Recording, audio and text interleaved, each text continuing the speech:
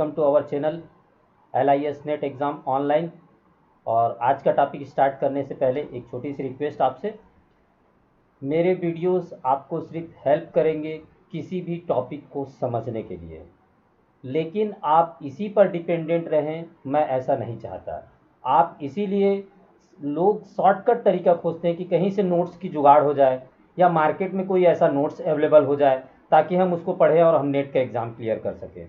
तो किसी भी नेट ही नहीं, किसी भी एग्ज़ाम को क्लियर करने के लिए दैट इज़ नॉट सफिशिएंट। आपको खुद स्टडी करना पड़ेगा, मैक्सिमम स्टडी करना पड़ेगा और अपने नोट्स खुद तैयार करने की कोशिश करिए। एज ए टीचर या एज ए स्टूडेंट बन के आप खुद नोट्स तैयार करेंगे तो ज़्यादा आप अच्छे से समझ पाएंगे किसी चीज़ को। कोई भी टॉपिक है उस पर इंटरनेट पे अथाह मटेरियल है, आपको इंटरनेट से काफ़ी सारे मटेरियल मिल जाएंगे, काफ़ी सारे यूट्यूब लेक्चर मिल जाएंगे। तो जिस यूट्यूब लेक्चर से या जिस मटेरियल से आपको हेल्प मिले उसको देखिए, समझिए। और EPG पाठशाला is a best platform for UGC net set exam. तो आप वहाँ से नोट्स डाउनलोड करिए, उस नोट्स को पढ़िए और उसके बाद समझने की कोशिश करिए। तो इसी वीडियो पर डिपेंड मत रहिए। और हमारे चैनल को यदि अच्छा लगता है, यदि आप किसी को शेयर करना चाहते हैं तो हमारे चैनल को सब्सक्राइब करिए और शेयर करिए। चलिए आज का टॉपिक स्टार्ट करते हैं। आज का टॉपिक है हमारा है ICT for library and information centre या library and information system. Library के लिए ICT क्या क्या ज़रूरी है, ICT पूरा फुल आपको जानना जरूरी है। ICT में कोई भी पार्ट को आप नहीं छोड़ सकते।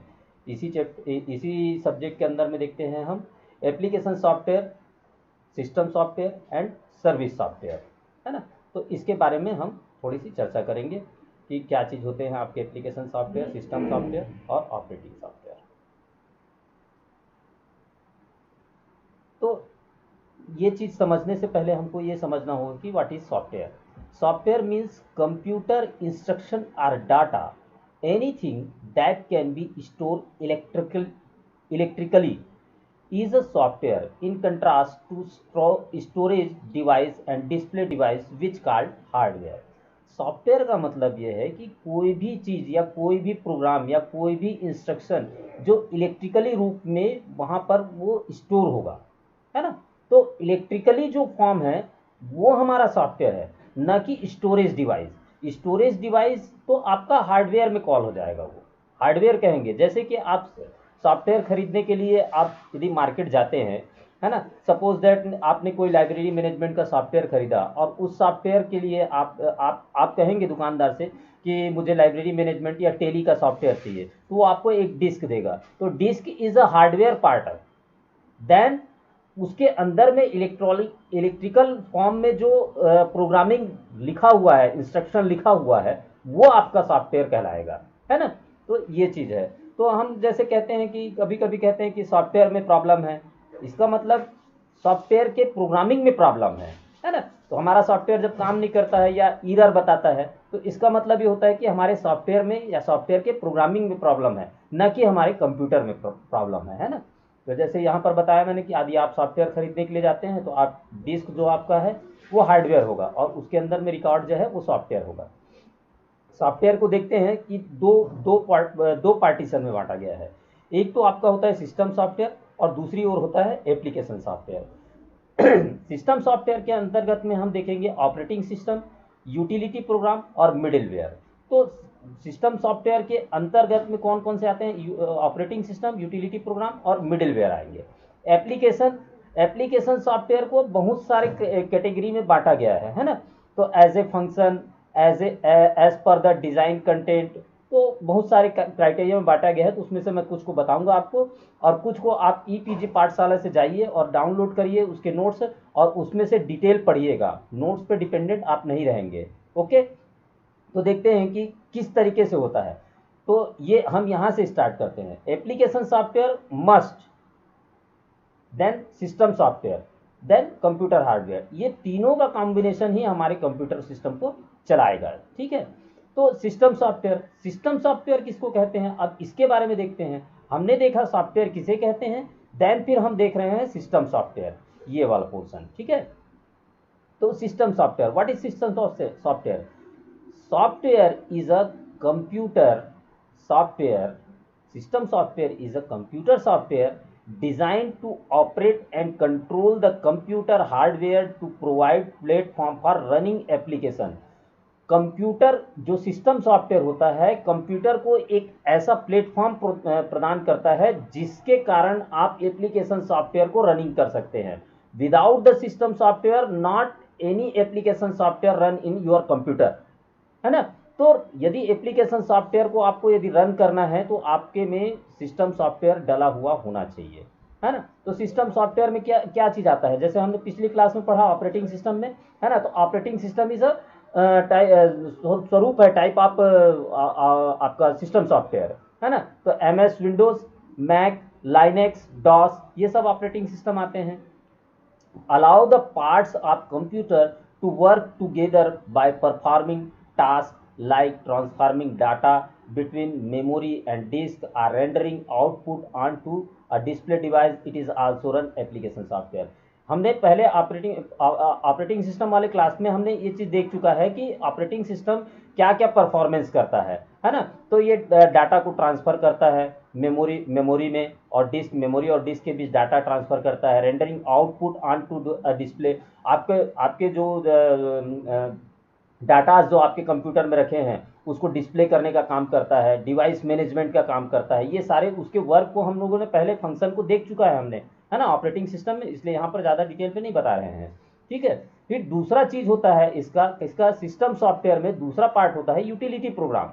तो यूटिलिटी प्रोग्राम क्या होता है? Utility software help to analyse, configure, optimise and maintain computer के साथ में जो आपको मिलता है, जो कि आपके सिस्टम सॉफ्टवेयर के लिए हेल्पफुल होता है, वो यूटिलिटी सॉफ्टवेयर कहलाते हैं। जैसे इनबिल्ट आज ये आप ऑपरेटिंग सिस्टम अपने सिस्टम में डलवाते हैं तो आपको एंटीवायरस फ्री मिलेगा, बैकअप सॉफ्टवेयर उसमें फीड रहेगा, है ना। फाइल को सैनिटाइज करने का जो सॉफ्टवेयर होगा वो उसमें इनबिल्ट रहेगा। Disk cleaner, disk space analyser, file manager, है ना, डिस्क मैनेजमेंट, ये सारे चीज इनबिल्ट रहते हैं आपके ऑपरेटिंग सिस्टम के अंदर में। तो ये सब यूटिलिटी सॉफ्टवेयर कहलाते हैं। तो आपको नेट के पॉइंट ऑफ व्यू से ये याद रखना है कि कौन से यूटिलिटी सॉफ्टवेयर है और कौन से ऑपरेटिंग सॉफ्टवेयर है ना। तो ये चीज आपको ध्यान रखना पड़ेगा।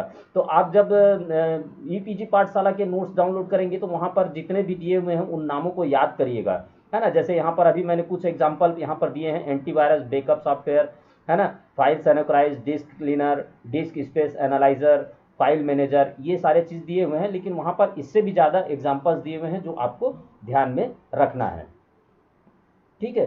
फिर आता है जैसे डिवाइस ड्राइवर, है ना। उसके बाद फिर आपका आता है कि आपका डिवाइस ड्राइवर भी आपका यूटिलिटी सॉफ्टवेयर में आता है। तो डिवाइस ड्राइवर में बायोसिस होता है ना। तो कंप्यूटर को आपको स्टार्ट करने के लिए बायोसिस बूट करवाना पड़ता है ना। और उसके साथ में जैसे कि बहुत सारे ड्राइवर लगते हैं आपके, जैसे बोला जाए आपका प्रिंटर के लिए ड्राइवर हो गया, तो इनबिल्ट कई ठो प्रिंटर के इनबिल्ट ड्राइवर आते हैं, या कुछ कुछ फंक्शन होते हैं जिनके ऑपरेट करने के लिए इनबिल्ट ड्राइवर उसमें लगे हुए होते हैं, उसके कारण आप काम कर पाते हैं, है ना। तो ये डिवाइस ड्राइवर में आ जाता है।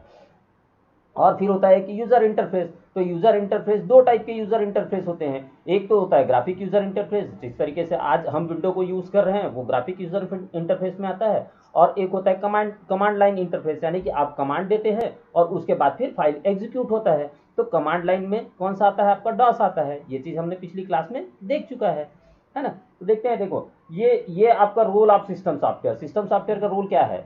हार्डवेयर रहेगा, फिर आपका सिस्टम सॉफ्टवेयर डालना जरूरी है, ऑपरेटिंग सिस्टम डालेंगे, देन फिर एप्लीकेशन सॉफ्टवेयर आप उसको यूज कर सकते हैं, देन फिर यूजर उसको एक्सेस कर सकता है। तो ये चार एक इंपॉर्टेंट स्तंभ हो जाते हैं कि यदि हमारे सिस्टम को या कंप्यूटर को चलाना है तो उसके लिए हार्डवेयर जरूरी है, उसके बाद ऑपरेटिंग सिस्टम आपका डालना जरूरी है, फिर आपको काम करने के लिए एप्लीकेशन सॉफ्टवेयर डालना जरूरी है, ठीक है।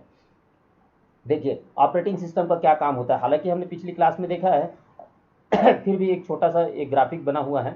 अलोकेट रिसोर्सेस, आपके जो रिसोर्सेस रखे हुए हैं उसको अलोकेट करता है। मैनेज डिस्क और फाइल को मैनेज करता है। मॉनिटर एक्टिविटीज, जितने भी एक्टिविटीज हो रहे हैं उनको मॉनिटर करता है वो। अब देखते हैं कि टाइप ऑफ सिस्टम सॉफ्टवेयर, है ना। सिस्टम सॉफ्टवेयर के 3 टाइप हैं, है ना। एक तो ऑपरेटिंग सिस्टम हमने पहले देखा, ठीक है। यूटिलिटी प्रोग्राम भी हमने देख लिया। एक होता है लास्ट मिडिलवेयर, है ना। तो मिडिलवेयर को भी देखते हैं हम क्या चीज़ है ना। यहाँ पर मैं ज़्यादा डिटेल में नहीं समझाऊंगा क्योंकि ऑपरेटिंग सिस्टम के बारे में हम देख ही चुके हैं, यूटिलिटी के बारे में भी मैं समझा दिया हूँ, लेकिन एक एग्जाम्पल के रूप में जो कि एग्जाम के पॉइंट ऑफ व्यू से पूछे जाते हैं। तो ऑपरेटिंग सिस्टम में आपका M S DOS, OS2, Windows, Unix, ये आपके ऑपरेटिंग सिस्टम है। उसके फंक्शन क्या है, मेमोरी मैनेजमेंट करता है, प्रोसेस को मैनेज करता है, डिवाइस को मैनेज करता है, फाइल को मैनेज करता है। तो टाइप ऑफ ऑपरेटिंग सिस्टम को फिर ऑपरेटिंग सिस्टम के टाइप को और भी डिवाइड कर दिया है। तो मल्टी यूज़र ऑपरेटिंग सिस्टम, ये भी मैं पिछली क्लास में बता चुका हूँ आपको ऑपरेटिंग सिस्टम वाले में। लाइनेक्स है, यूनिक्स है, जेनिक्स है, VMS है, विंडोज़ एनटी। ये ध्यान रखिएगा, Windows NT is a multi user operating system, है ना। तो ये याद रखिएगा, विंडो उससे पहले वर्सन थे वो मल्टी यूज़र नहीं थे, है ना। तो विंडोज़ एनटी मतलब न्यू टेक्नोलॉजी, मैंने पिछली क्लास में भी बताया था इसको। फिर होता है आपका इंटरप्राइजेस ऑपरेटिंग सिस्टम, तो ZOS, MPIX, HPUX, लाइनेक्स, ये इंटरप्राइजेस है, ठीक है। वर्क ग्रुप ऑपरेटिंग सिस्टम, है ना। वर्क ग्रुप ऑपरेटिंग सिस्टम होता है विंडो सर्वर, मतलब पूरा एक वर्क ग्रुप के लिए एक सर्वर बैठाया जाता है, उसमें काम किया जाता है ना।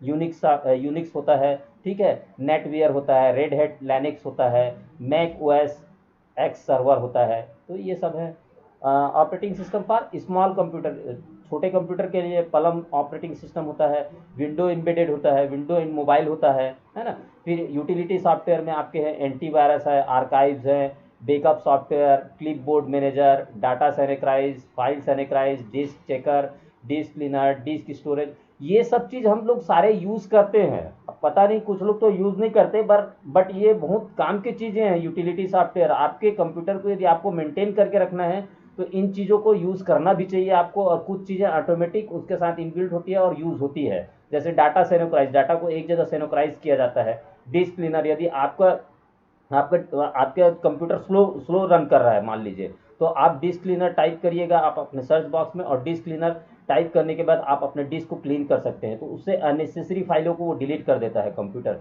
जैसे देखिए, तो इसके बारे में ना आप लोग पूरा उसमें पढ़िएगा। ये देखिए आपका डिस्क क्लीनअप करके आता है ना। तो ये डिस्क क्लीनअप से आप पूरे डिस्क को आप क्लियर कर सकते हैं, फिर आपकी जो कंप्यूटर जो स्लो चल रहा है वो अच्छे से रन करने लग जाता है। तो ये सब सारे चीज़ों को आप नोट्स में देखिएगा कि डिस्क चेकर का काम क्या है, डिस्क क्लीनर का काम क्या है, डिस्क स्टोरेज का काम क्या है, ये सब चीज़ों को भी आपको समझना बहुत जरूरी है, ठीक है। फिर आता है आपका मिडिलवेयर।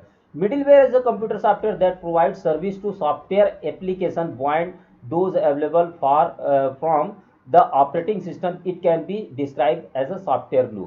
इसको सॉफ्टवेयर ग्लू के भी नाम से जाना जाता है। मिडिलवेयर एक्चुअल में जब आप कंप्यूटर प्रोग्रामिंग करते हैं तो प्रोग्रामिंग के लिए हेल्पफुल होता है मिडिलवेयर। उसमें कुछ कुछ चीज़ दिए रहते हैं जो आपके प्रोग्रामिंग, जैसे लिंकअप वगैरह करना है कुछ चीज़, तो उसके लिए ये सब चीज़ काम आता है। तो ये एक्चुअल में पार्ट ऑफ प्रोग्रामिंग है। तो प्रोग्रामिंग के समय मिडिलवेयर यदि आपके सिस्टम सॉफ्टवेयर में या ऑपरेटिंग सिस्टम में यदि इनबिल्ट नहीं रहेंगे तो आपको प्रोग्रामिंग करने में दिक्कतें होती है। तो जितने भी ऑपरेटिंग सिस्टम होते हैं उसमें इनबिल्ट मिडिलवेयर आपके जुड़े हुए होते हैं, ठीक है। चलिए देखते हैं आपका, अब आते हैं हम एप्लीकेशन सॉफ्टवेयर के पोर्शन पे, है ना। हमने सिस्टम सॉफ्टवेयर देख लिया, अब एप्लीकेशन सॉफ्टवेयर देखते हैं। Application software is all the computer software that causes a computer to perform useful tasks beyond the running of the computer itself. Application software ऐसे ऐसे सॉफ्टवेयर हैं जो आपके लिए यूजफुल टास्क को कंप्लीट कर सके, जैसे लाइब्रेरी मैनेजर के सॉफ्टवेयर, लाइब्रेरी मैनेजमेंट के सॉफ्टवेयर जो भी हैं। यदि आप लाइब्रेरी के जितने भी टास्क को आपको कंप्लीट करना है तो आपके लिए लाइब्रेरी मैनेजमेंट सॉफ्टवेयर है। यदि आप फाइनेंशियल से रिलेटेड कोई टास्क पूरा करना चाहते हैं तो आपके लिए टेली सॉफ्टवेयर है ना। इसी तरह से कॉलेज के जितने भी वर्क हैं उसको आप मैनेज करना चाहते हैं तो कॉलेज मैनेजमेंट सॉफ्टवेयर होता है। तो ये सारे एप्लीकेशन सॉफ्टवेयर कहलाते हैं, ठीक है, जो आपके यूजफुल टास्क को परफॉर्म कर सके, है ना। आल्सो कॉल्ड, इसको और क्या कहते हैं, सॉफ्टवेयर एप्लीकेशन भी कहते हैं, एप्लीकेशन प्रोग्राम भी कहते हैं, एप्लीकेशन भी कहते हैं। आप लोग मोबाइल में यूज़ करते हैं, ऐप्स बोलते हैं, है ना। तो ये ऐप्स वो यूज़ करते हैं, आप इंस्टॉल करते हैं और उसे इंस्टॉल करने के बाद फिर आप अपने कार्य को करते हैं, है ना। तो ये ऐप्स भी कहलाता है ये। अब इसको कैटेगराइज कर दिया है एप्लीकेशन सॉफ्टवेयर को कुछ कुछ भागों में, तो यहाँ पर कुछ को बता रहा हूँ मैं, बाकी को आप लोग देखिएगा और डिटेल में। Categorize of application software and application swipe, application swipe के हिसाब से बांट दिया है ना। तो ये है MS ऑफिस, MS ऑफिस में वर्ड, MS एक्सेल, है ना। आपका MS पावर पॉइंट, ये सारे चीज़ें आ जाते हैं, ये इसका पैकेज आता है MS ऑफिस का, ठीक है। Libre office, I work, Libre office आपका open open open source office है, ओपन सोर्स सॉफ्टवेयर है जो आपको ओपन सोर्स में मिलता है ना। आई वर्क है ना। फिर नेक्स्ट नेक्स्ट उसने कैटेगराइज किया इंटरप्राइजेस सॉफ्टवेयर, तो financial system software, customer relationship management, है ना। कॉलेज मैनेजमेंट, जैसे आप मॉल वगैरह में जाते हैं तो मॉल वाले लोग जो सॉफ्टवेयर यूज़ करते हैं तो कस्टमर रिलेशनशिप मैनेजमेंट सॉफ्टवेयर हो गया। कॉलेज के यदि जितने डिपार्टमेंट हैं उनके काम क्या हो रहे हैं, एग्ज़ाम से रिलेटेड काम, एग्ज़ाम से रिलेटेड सॉफ्टवेयर, है ना। और कॉलेज मैनेजमेंट में आपका अभी ई लर्निंग चल रहा है, अभी जैसे कि कोविड-19 चल रहा है तो सब ई लर्निंग, ई क्लासेस ले रहे हैं, है ना। तो इन सब के लिए भी सॉफ्टवेयर्स आते हैं, तो वो सब सॉफ्टवेयर इस टाइप के इंटरप्राइजेस सॉफ्टवेयर कहलाते हैं।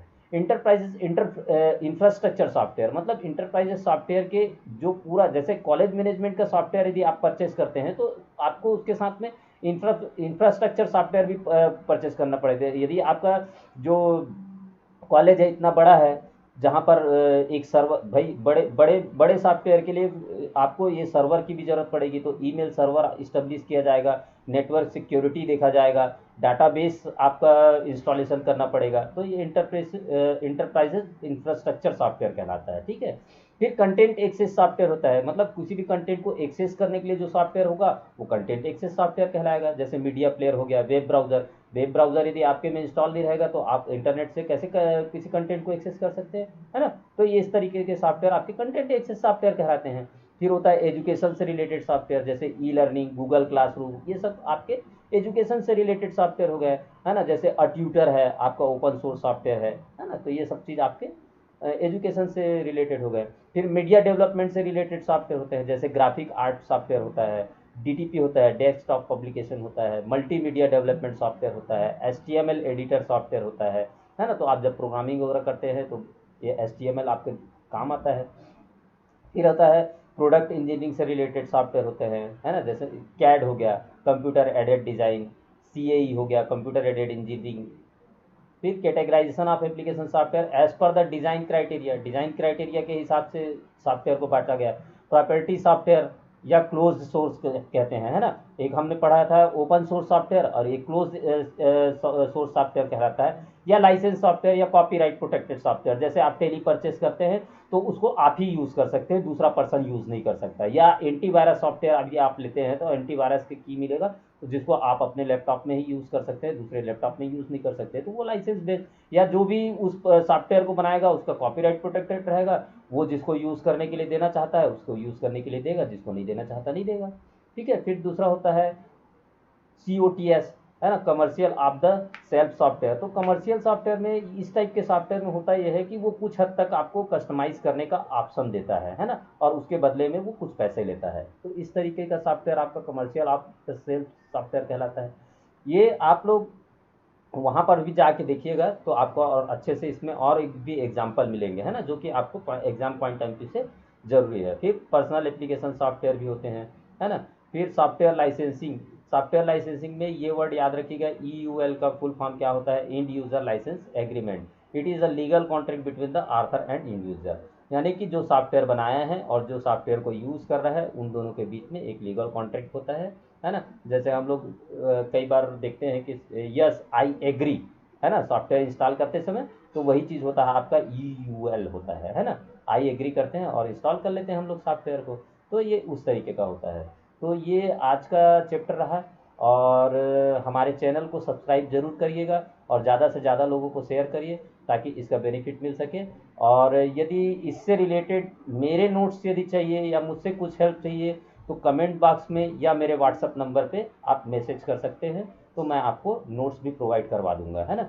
मैं इसलिए नोट्स नहीं डाल रहा हूँ तो क्या, ताकि आप लोग खुद के नोट्स बनाएं और अच्छे नोट्स बने। वो खुद के नोट्स और मैक्सिमम स्टडी मटेरियल, जहाँ से भी इस टॉपिक से रिलेटेड कोई स्टडी मटेरियल मिलता है तो आप उसको प्लीज़ अच्छे से पढ़िए और अपने नोट्स खुद तैयार करने की कोशिश कीजिए। Okay, thank you. मिलते हैं अगले क्लास में। हमारे चैनल को सब्सक्राइब जरूर करिएगा। Thank you very much.